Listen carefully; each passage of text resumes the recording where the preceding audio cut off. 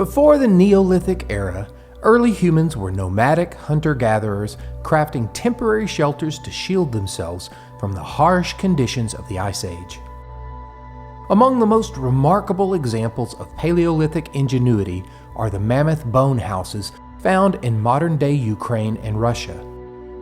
Constructed roughly 20,000 years ago, these circular homes, about 15 feet in diameter, were built from mammoth bones and covered with animal hides for warmth. Though primitive, they demonstrate the resourcefulness of early humans who used the material at hand to survive their unforgiving environment. But with the dawn of the Neolithic era, humanity underwent a monumental shift.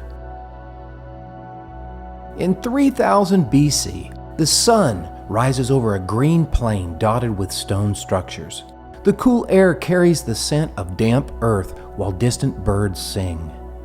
A group of men, women, and children leave their simple homes and walk toward a massive stone circle. Today is the summer solstice, marking the shift from planting season to the height of growth and a time to celebrate the earth's bounty.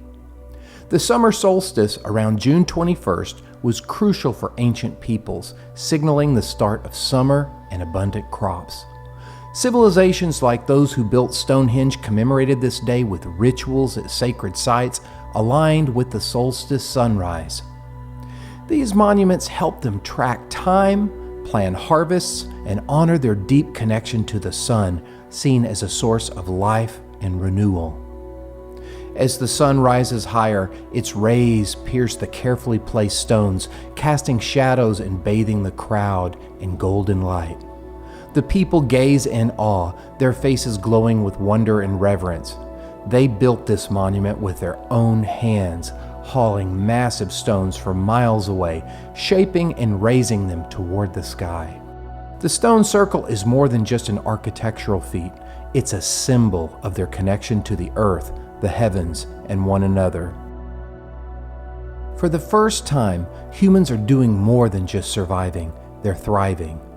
They've settled into permanent homes, mastered farming, and are building monumental art and architecture that will endure for generations. This is the dawn of the Neolithic Revolution, a transformative era when human creativity and innovation reshaped the world forever. The Neolithic era, or New Stone Age, began around 10,000 BC and marked a profound transformation in human society. As the climate warmed and the Ice Age ended, people began to transition from a nomadic lifestyle to one of settled agriculture. This was a huge give in the system. Now people had a jar of stored grain that separated them from famine. They would make it through the winter. This shift led to the development of permanent settlements and consequently more complex architectural forms. Establishing villages and small towns led to significant advancements in construction techniques. One of the key innovations of this period was the development of the shell system, where a single material served both as the structural framework and the outer covering of buildings. This is very different from our modern skin and skeleton system of construction, which was developed in the mid-19th century. One of the earliest and most notable examples of Neolithic architecture is the ancient city of Jericho. Located in the West Bank of Palestine, Jericho, established around 9000 BC, is often considered one of the oldest continuously inhabited cities in the world. As Jericho's population and wealth grew, so did its need for protection, leading to the construction of formidable defenses, including a 5-foot thick wall and a 30-foot high tower, 33 feet in diameter, made of stone laid without mortar, which is a remarkable technological achievement for its time. These structures highlight the early use of the shell system, where the same material served both as a structural and outer covering.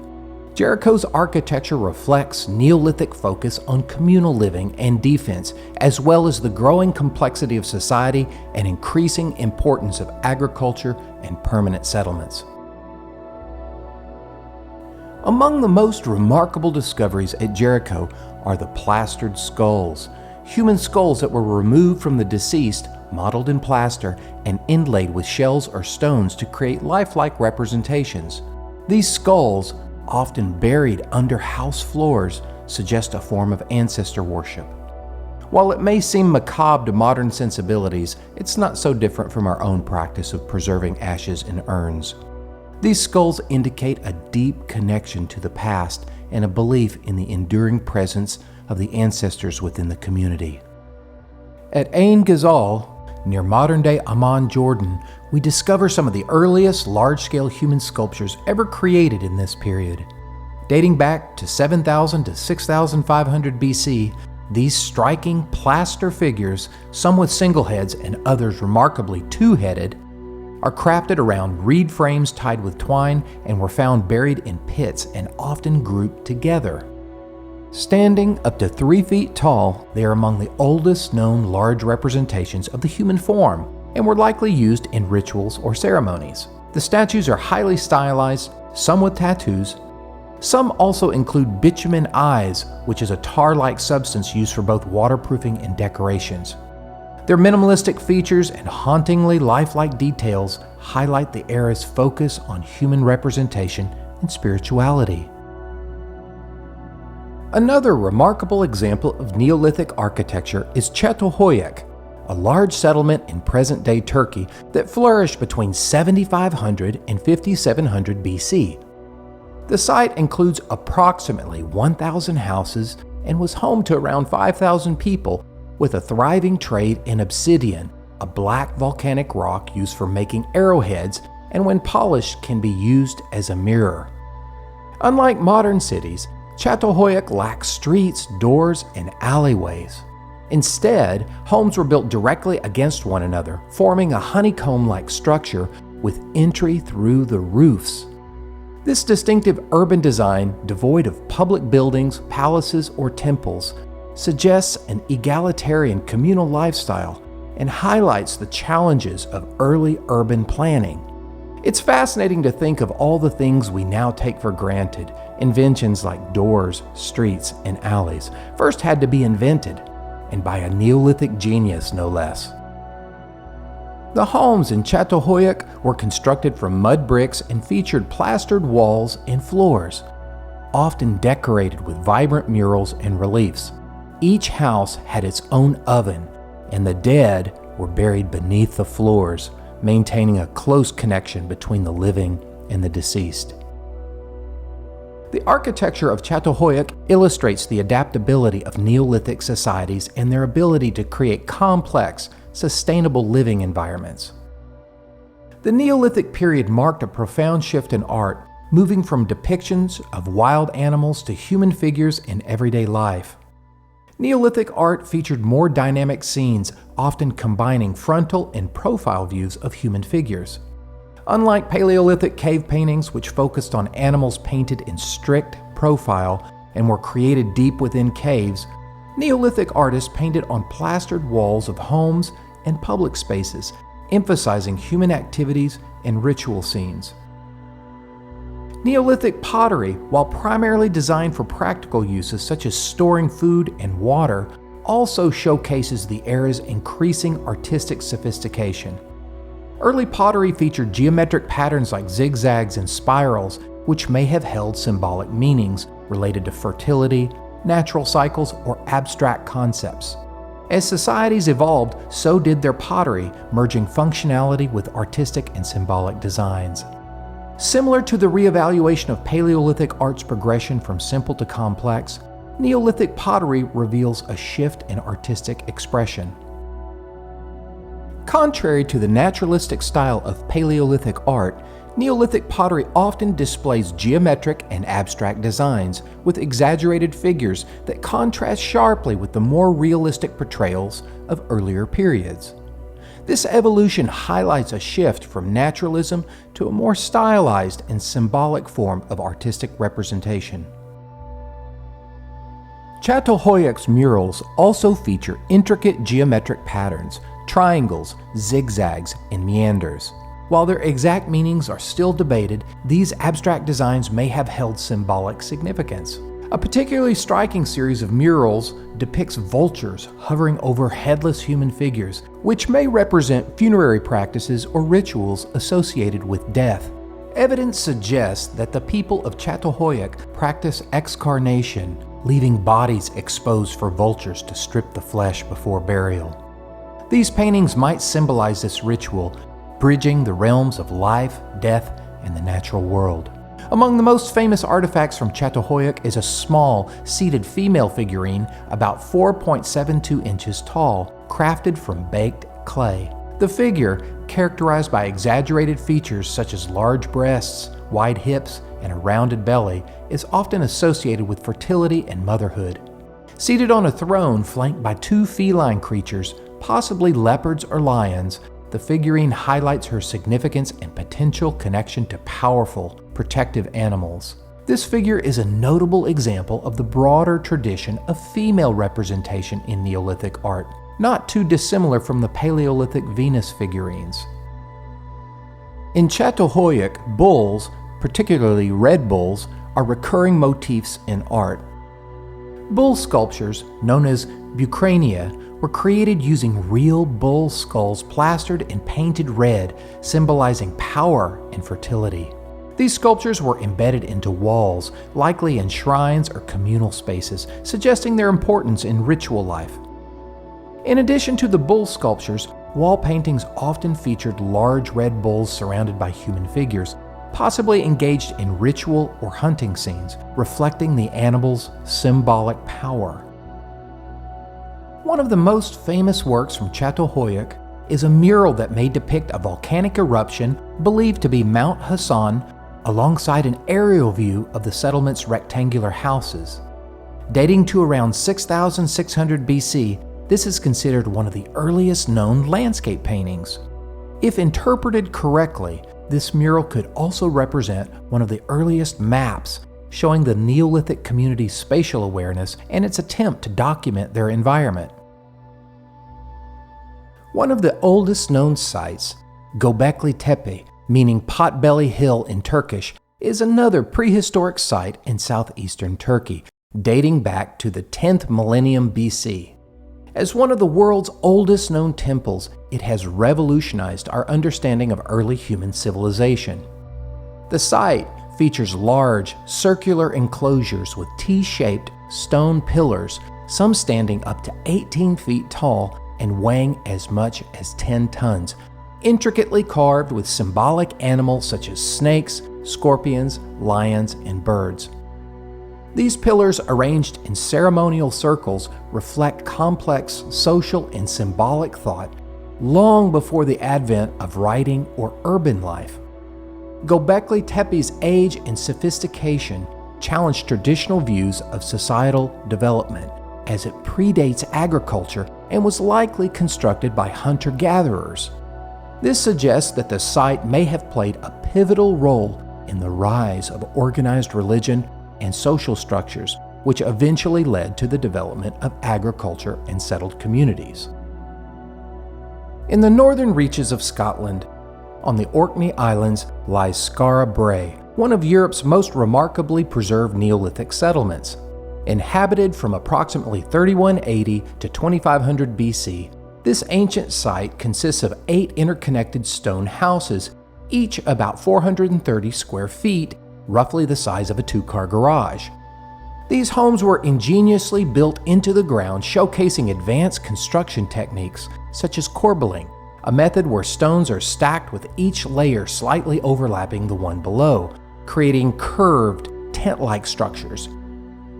This technique was used for both the walls and roofs, demonstrating a sophisticated understanding of structural stability and weight distribution.